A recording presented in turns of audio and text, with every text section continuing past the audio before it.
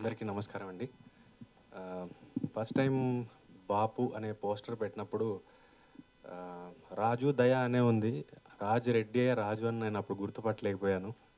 So, మా క్లాస్‌లో మా ఊర్లోనే దాదాపుగా నాకు తెలిసి 'బాపు' అనేది మా ఫ్రెండ్ ఒక్కడే అనేవాడు. మిగతా వాళ్ళందరూ నాయన అనేవాళ్ళు. అప్పుడప్పుడే డాడీ అనే పదం మాకు పరిచయం అవుతూ ఉండేది తెలుగు మీడియంలో, ఊర్లలో.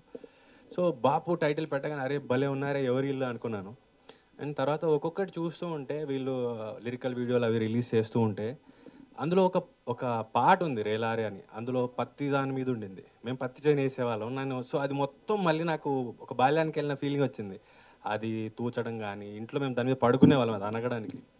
సో, ఎవరీళ్ళు మట్టి బాగా తెలిసిన మనుషులయ్యుంటారనిపిచ్చింది. తర్వాత నేనే తీశాననేసరికి నేను చాలా హ్యాపీ ఫీలయ్యాను.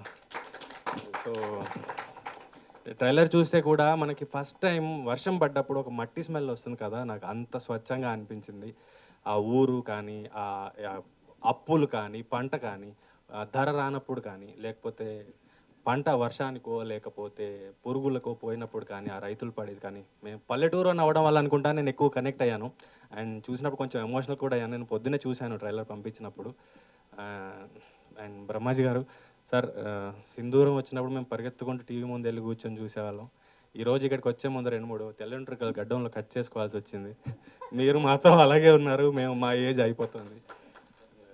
మీ 'హ్యాంగ్‌మ్యాన్' గూడా చూశాను సార్. మీరు మళ్ళీ ఏవైతే సీరియస్‌గా రోల్స్ చేస్తున్నారో నాకు చాలా హ్యాపీగా అనిపించింది సార్. కొంతకాలం అనిపించింది మా బ్రహ్మాజీ గారు ఇది కాదు అని. 'సింధూరం' లాంటి సినిమాలు చూసిన తర్వాత మళ్ళీ మీరిప్పుడు ఇలాంటి రోల్స్ చేస్తుంటే చాలా కడుపు నిండిపోతుంది సార్ ట్రూలీ.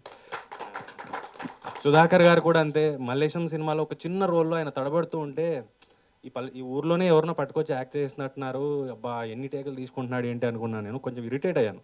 తర్వాత చూస్తే ఈరోజు ఆయన అబ్బా! ఇన్‌స్పిరేషన్ రా! ఈ ఏజ్‌లో ఈయన ఎలా చేస్తున్నాడు అనిపించింది. ఆయనను చూసిన ప్రతిసారి చాలా ఆనందం వేస్తుంది. ఎక్కడి నుంచి ఎక్కడికొచ్చాడు ఈ మనిషి అని.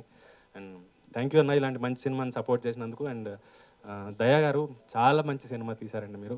ఇలాంటి సినిమాలు ఆడితేనే మన కథలు, వ్యధలు, జీవితాలు తెర మీదకొస్తాయి. సో, అందరూ ఆదరిస్తారని కోరుకుంటున్నాను. Thank you.